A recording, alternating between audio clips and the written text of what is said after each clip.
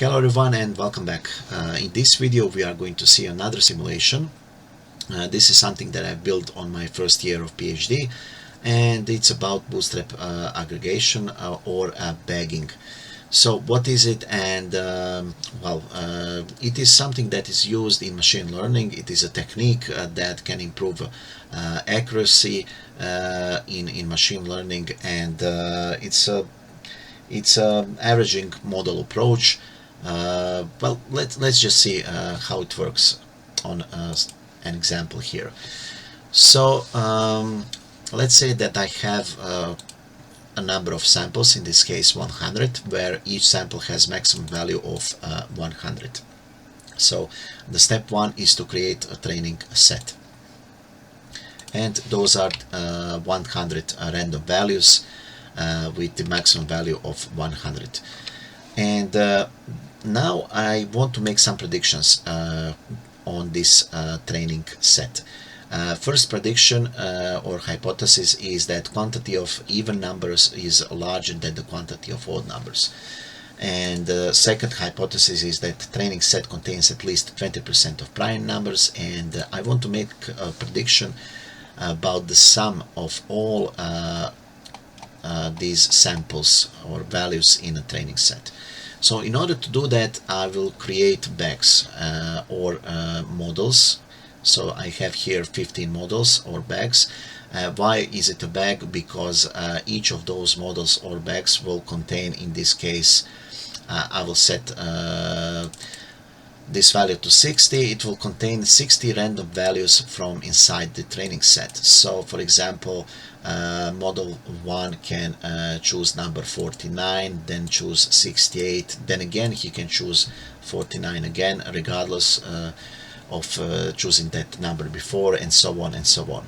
The same way we would generate a second model, third model, and so on. So this is called a model or a bag or a predictor. Okay, and now let's train those models.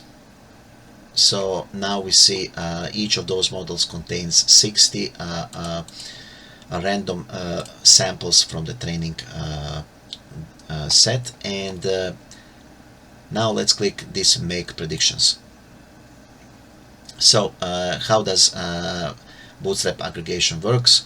It works in a way that each model or a predictor makes its own prediction, and then like I said, we use the average model approach in order to make a final prediction.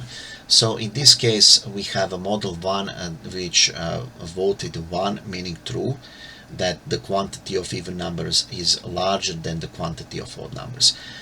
Model 1 or bag 1, or in this case predictor 1, made that prediction based on the subset of his data. Okay, the same prediction was made by the second predictor or model 2 based on his subset of data, and so on and so on. So each model or predictor makes his own prediction, and based on all of those predictions we can see that the final prediction is true.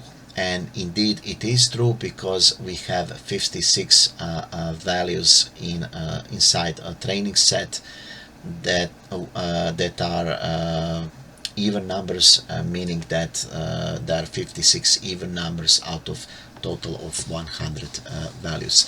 So the final prediction was correct in the case of the first hypothesis. So for the second hypothesis we stated that training set contains at least 20% of prime numbers.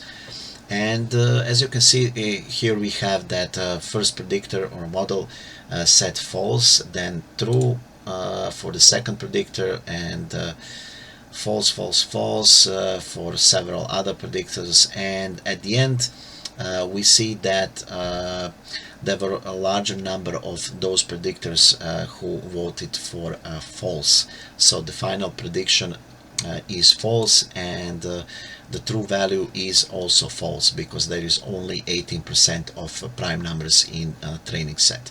But again, all those predictors are making their independent predictions based on the subset they have taken from inside the training set.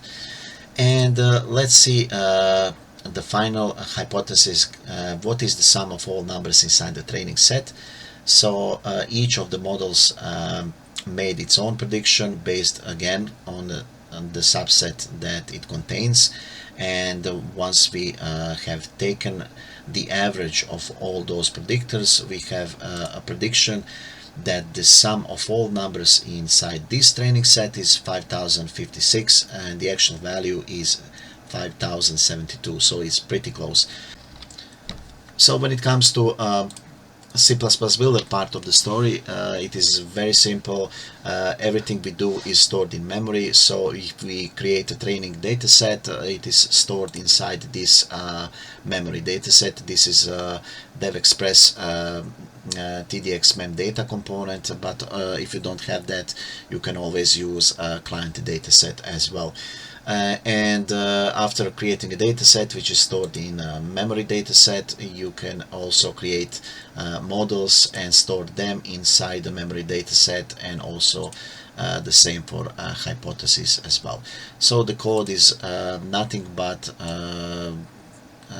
going through all those memory datasets and pretty much doing averaging on all those predictors.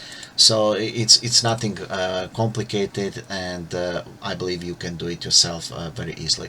If you have any questions, feel free always to ask in your comments, and I hope this can be very useful, at least as an introduction to machine learning. Thank you, and see you soon.